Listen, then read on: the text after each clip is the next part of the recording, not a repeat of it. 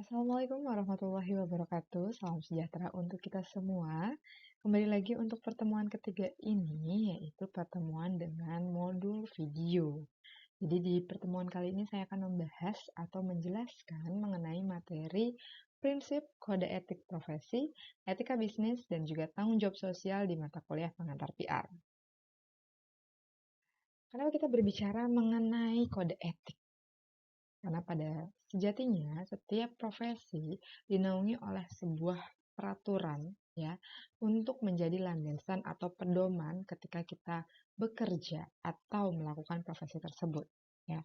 Sama halnya dengan profesi PR, tidak terlepas juga dengan implementasi bagaimana hubungan antara perusahaan atau organisasi dengan publiknya. Mungkin minggu lalu kita masih ingat di kelas kita membahas bahwa banyak ya terdapat stakeholder dari organisasi yang merupakan publik dari PR ya, baik itu stakeholder internal maupun publik eksternal ya. Publik di dalam organisasi adalah karyawan, keluarga karyawan, para manajer, top manajemen, dan publik eksternal. Kemarin kita juga sudah menyebutkan ada pemerintah, konsumen, calon konsumen, media, masyarakat sekitar ataupun masyarakat umum ya atau komunitas kemarin kita sebutnya, dan juga asosiasi lainnya seperti asosiasi profesi. Karena kemarin kita juga sudah membahas bahwa public relation itu tidak dilihat dengan kacamata sempit sebagai sebuah struktur di dalam sebuah perusahaan ya, atau sebuah jabatan. Tapi lebih dari itu, menurut ahli atau tokoh yang menyatakan yaitu Cutlip, Santer, and Broom, menjelaskan bahwa public relation adalah fungsi manajemen. Seperti yang kita tahu, arti manajemen adalah mengatur. Ya. Jadi fungsi manajemen yang membangun dan juga mempertahankan hubungan yang baik dan tentunya bermanfaat antara organisasi dengan publiknya. Untuk apa? Ya, kurang lebih tujuannya bisa untuk mempengaruhi kesuksesan ataupun kegagalan organisasi tersebut kalau ya hubungannya tidak berjalan dengan baik.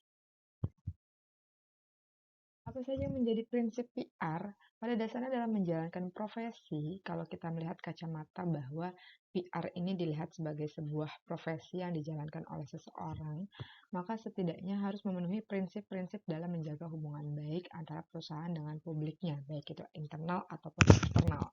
Di sini ada beberapa prinsip. Yang pertama, komunikasi yang jujur untuk mendapatkan kredibilitas. Kemarin kita sudah berpendapat bahwa ketika kita berbicara sama orang lain atau kita berkomunikasi dengan pihak lain, kita harus mengedepankan kejujuran karena tujuan dari PR yaitu kepercayaan. Ya kan? Kalau perbedaan minggu lalu kita udah bahas perbedaan PR dengan propaganda, humas dengan periklanan, maka di situ ada tujuan dari humas atau PR yaitu mendapatkan kepercayaan dari publiknya. Maka dari itu komunikasi yang dilakukan harus jujur. Karena apa? Untuk mendapatkan nilai atau kredibilitas di mata halayaknya. Kemudian ada prinsip mengenai keterbukaan dan konsistensi tindakan untuk mendapatkan kepercayaan lagi, ya kan? Jadi kita itu, kenapa kemarin kita juga membahas bahwa apa yang dilakukan PR sifatnya berkelanjutan atau berkesinambungan, tidak beli putus, ya kan? Karena ada konsistensi. Kita tidak hanya membangun lalu meninggalkan, tapi membangun dan juga mempertahankan untuk kedepannya. Untuk itu, kita mulai dengan keterbukaan dan kita konsisten, ya, memfollow up, mengecek, dan juga lebih tepatnya, ya tadi, mempertahankan dengan berbagai upaya tindakan yang kita lakukan agar hubungannya tetap baik. Ya. Kemudian ada prinsip tindakan yang adil.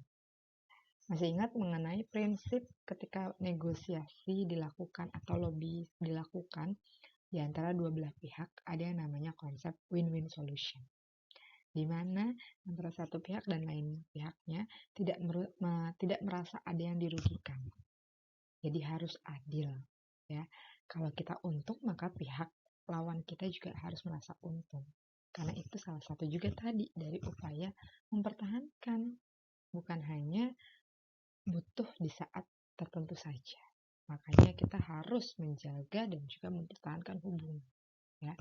Kemudian komunikasi dua arah untuk mendapatkan hubungan baik. PR memang ketika menjalankan profesinya, banyak orang yang berstigma bahwa PR itu juru bicara di depan. Tapi sebelum kita membicarakan sesuatu, pasti kita banyak mendengarkan. Ya, jadi PR itu harus tanggap dengan respon, tapi juga ya harus juga bisa menjadi pendengar yang baik. Ketika berkomunikasi harus dua arah, tidak hanya memberikan informasi satu arah dan dianggap publiknya terima-terima saja, atau publiknya dianggap pasif. Karena dengan kecanggihan teknologi sekarang pun publik atau masyarakat sudah sangat aktif. Dimana ketika kita memberikan pesan, mengkomunikasikan pesan, mereka pasti ada responnya, mereka pasti ada feedbacknya yang diberikan. Nah, untuk itu komunikasi memang dijalankan dua arah untuk mendapatkan hubungan yang baik. Jadi tidak terkesan menggurui atau misalnya memerintah ya kalau satu arah. Tapi ini kita lebih menanamkan prinsip keterbukaan tadi. Apa sih yang ada di halayak? Kita mendengarkan opini apa yang dibicarakan oleh halayak, isu-isu apa yang berada di halayak ya, sebagai bentuk fact finding juga bagi PR ya. Kemudian prinsip penelitian dan evaluasi untuk menentukan tindakan dalam mencapai harmonisasi sosial. Maksudnya apa? Tadi ada definisi PR bahwa fungsi manajemen yang terencana. Ya, sesuatu terencana pasti dari awal sampai akhir. Ketika awal melakukan sesuatu butuh perencanaan, maka kita butuh data, ya bisa diambil dari research, dari penelitian sebagai base data, landasan kenapa program itu dibuat, kenapa perencanaan itu dibuat. Kemudian setelah berjalan, tidak hanya ditinggalkan, tapi kita juga ada upaya mengevaluasi untuk menjadikan tolak ukur apakah program yang dijalankan sudah maksimal, sudah berhasil, dan sudah mencapai tujuan atau belum. Ya, maka dari itu penelitian dan evaluasi untuk menentukan tindakan. Lagi-lagi hasil evaluasinya menjadi data untuk perencanaan ke depan dalam mencapai harmonisasi sosial. Komunikasi yang jujur, ya. Komunikasi jujur adalah komunikasi yang sesuai dengan fakta yang ada. Karena biasanya ketika kita berbicara mengenai fakta, ya, orang pun akan tanya datanya. Ya, kejujuran dalam menyampaikan pesan organisasi kepada halayak yang dituju akan membangun kepercayaan. Tadi ya konsep yang pertama ataupun prinsip yang pertama bahwa komunikasi jujur ya diperlukan. Oke. Dalam menyampaikan pesan perlu ada data yang akurat, sumber yang terpercaya, pertimbangan-pertimbangan lainnya, dan juga menyangkut kepentingan halayak serta memenuhi peraturan-peraturan hukum lainnya. Jadi apa yang kita sampaikan itu tidak hanya asumsi belaka. Seperti itu. Apalagi nanti diindikasikan bahwa pesan tersebut adalah pesan yang tidak terpercaya atau diragukan kebenaran. Ya, jangan sampai seperti itu. Oke, yang perlu kita tahu mungkin pada prinsipnya fungsi profesi di komunikasi adalah menjadi jembatan penghubung. Ya memang kadang PR itu diibaratkan sebagai jembatan ya. Ada dari organisasi mau apa, ngomong apa, halayak ngomong apa, itu ditampung semua di PR dulu. Baru nanti dari halayak menyampaikan, oh perusahaannya seperti ini gitu kan. Nanti PR udah menampung opininya disampaikan ke top manajemen. Bagaimana tanggapan top manajemen harus dikomunikasikan juga ke masyarakat, gitu ya. Jadi prinsip-prinsip yang harus dipahami dan juga dijalankan oleh profesional di bidang komunikasi adalah tercantum pada kode etik profesi. Macam-macam profesinya punya kode etik sendiri. Ada kode etik KPR, kode etik jurnalis, dan juga kode etik periklanan. Masing-masing punya ranahnya dan juga punya pedoman di kode etiknya sendiri. Ya. Perusahaan media juga perlu memperoleh umpan balik dari halayak tentang program-programnya apakah betul-betul mampu memberikan pencerahan dan juga mencerdaskan kehidupan masyarakat. Sehingga tidak selalu mengejar rating yang tertinggi. Ini kalau kita berbicara di penyiaran. Ya, kadang komersialitas itu mengalahkan dari tujuan mencerdaskan kehidupan bangsa melalui program-program yang ditayangkan. Jadi ada pertanyaan, ya, bagaimana program tersebut, apakah betul-betul sudah sesuai dengan visi yang sebetulnya, yaitu ya memberikan informasi, mengedukasi, ya, atau hanya mengejar rating belaka.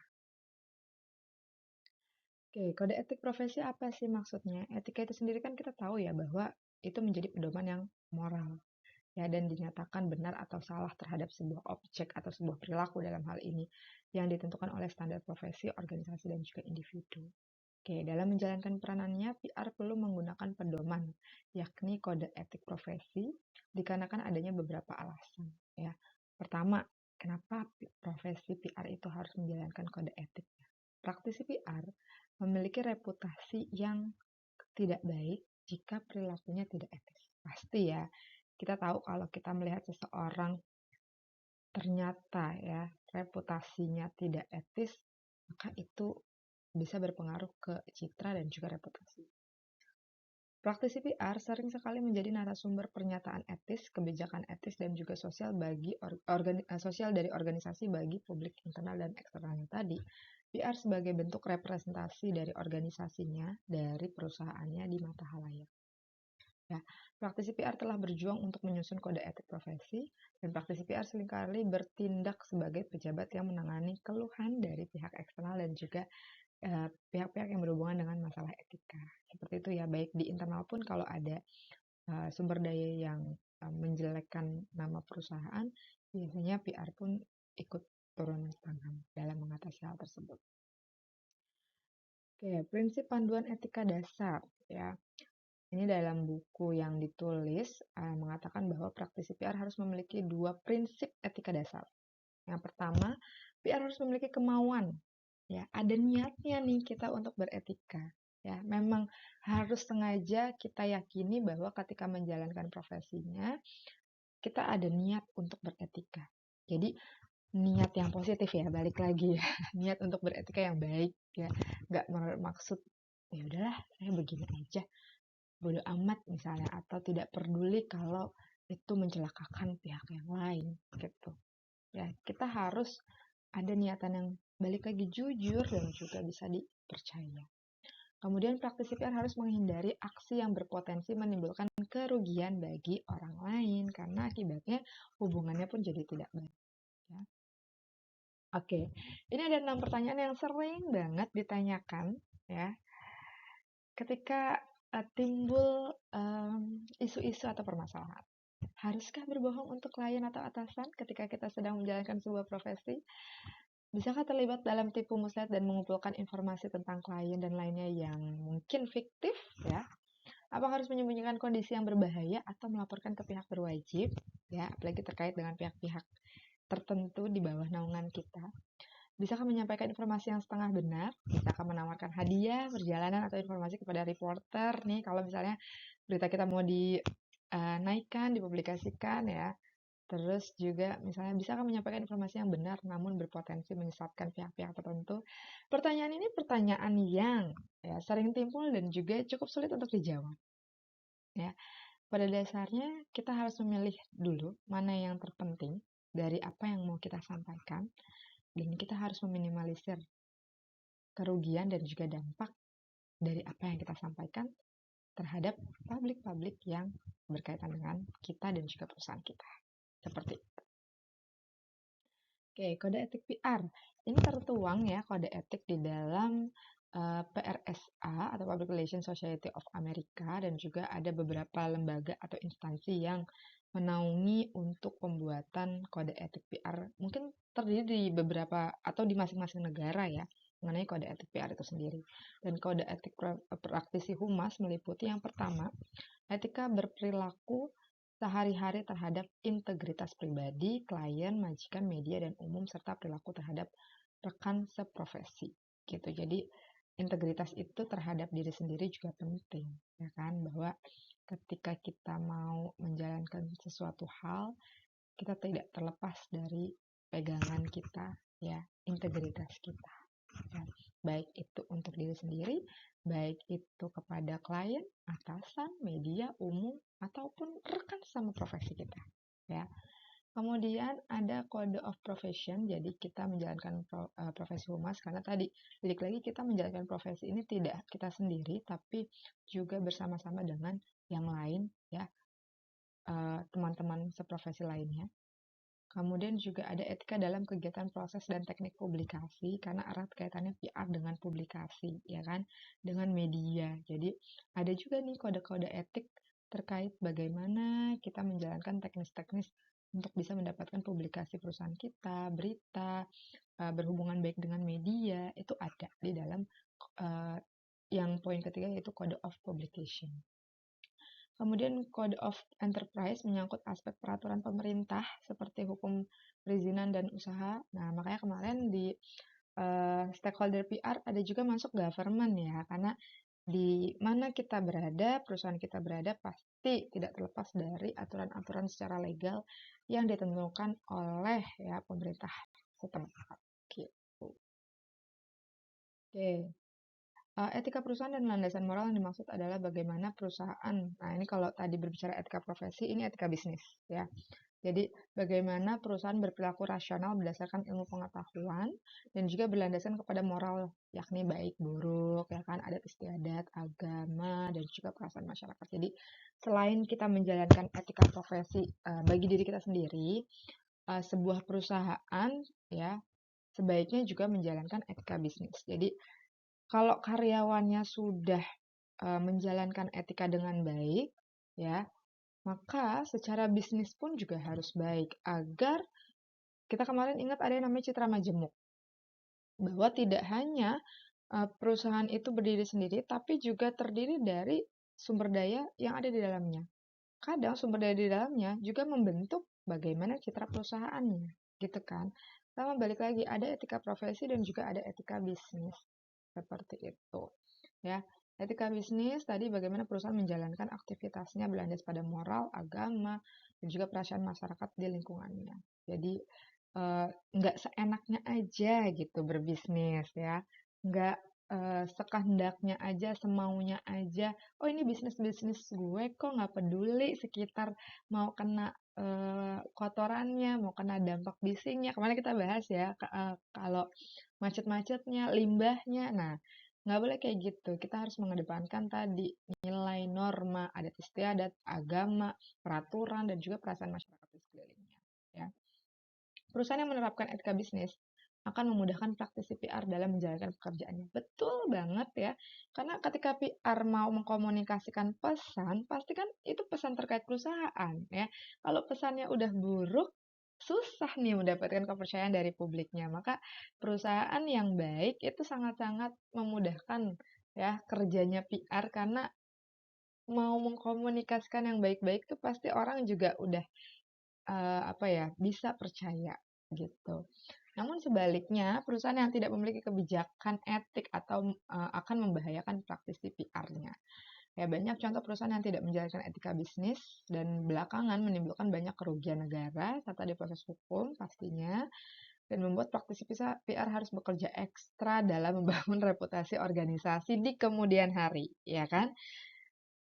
Bisnis perusahaannya yang nggak sehat, yang melanggar peraturan, diproses secara hukum, reputasinya buruk, tapi mau nggak mau nih, perusahaan tetap menuntut gimana nih, bisnis kita harus berjalan. Bisa nggak opini yang berkembang kita kembalikan secara lebih baik dengan citra yang positif gitu. Otomatis PR-nya juga harus bekerja keras kan. Aduh, ini perusahaan gue udah jelek nih di mata masyarakat. Apa yang harus dilakukan? Menyusun program-program ya untuk mengembalikan citra yang baik kembali. Tentunya tidak mudah ya dan tentunya butuh waktu untuk hal itu. Karena mengembalikan kepercayaan seseorang kan tidak semudah membangun kepercayaan, ya kan? Kasarnya gelas yang retak itu kalau udah uh, ya udah retak gitu ya, tidak akan sama dengan gelas yang masih mulus atau utuh. Seperti itu, ya. Oke. Nah, ini kenapa makanya kita ada namanya tanggung jawab sosial atau corporate social responsibility. Dan ini bentuk juga dari tanggung jawab perusahaan dalam menjalankan etika bisnisnya. Ya, oke. Kemarin saya bilang bahwa CSR di Indonesia sudah dituangkan dalam undang-undang dan ini undang-undangnya bisa dicek isi-isi pasalnya ya. Perseroan yang menjalankan kegiatan usahanya di bidang atau berkaitan dengan sumber daya alam wajib karena kan balik lagi tanggung jawab sosialnya ke lingkungan, ke alam ya. Jangan sampai memakai habis tanpa ada penanaman kembali misalnya akhirnya merugikan negara. Kemudian juga Bagaimana perusahaan itu memperhitungkan sebagai biaya perseroan yang dilakukan mempertahankan untuk kepatuhan dan kewajarannya. Jadi ya balik lagi bahwa perusahaan itu harus peka terhadap lingkungan sekitarnya ya. Dan ada juga sanksi-sanksinya ya kalau memang melanggar dari peraturan yang sudah ada.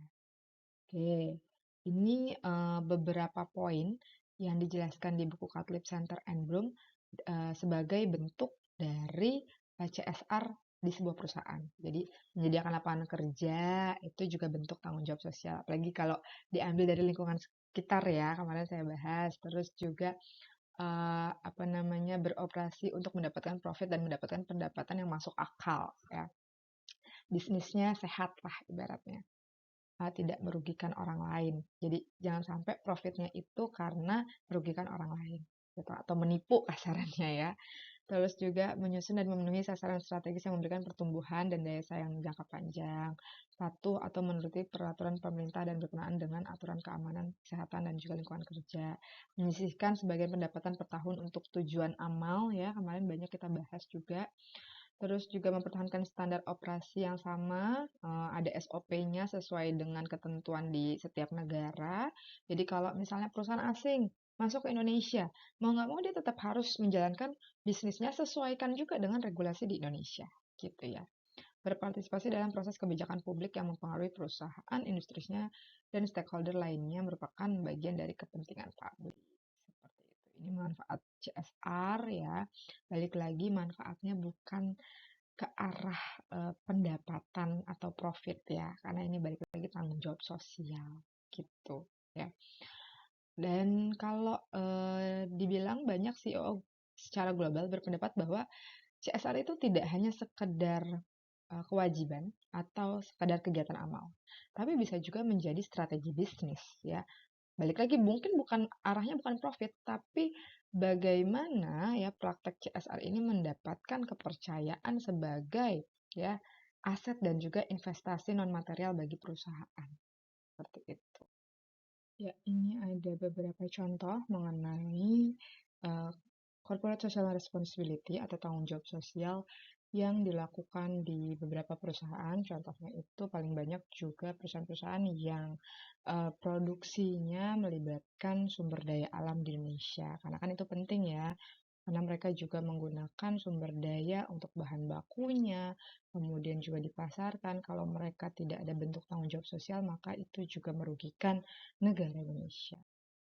Nah, begitu saja untuk materi minggu ini, minggu ketiga. Sedikit review, berarti minggu ini kita mempelajari bahwa untuk aktivitas yang dilakukan perusahaan, ya, itu harus berpegang pada prinsip juga mengenai etika profesi, itu berlaku bagi seseorang, ya, dan juga etika bisnis bagi sebuah perusahaan untuk menjalin hubungan yang baik dan juga secara langsung bertanggung jawab ya terhadap profesinya dan juga kepada bisnis perusahaan. Demikian yang dapat saya sampaikan untuk materi hari ini. Semoga bermanfaat. Wassalamualaikum warahmatullahi wabarakatuh.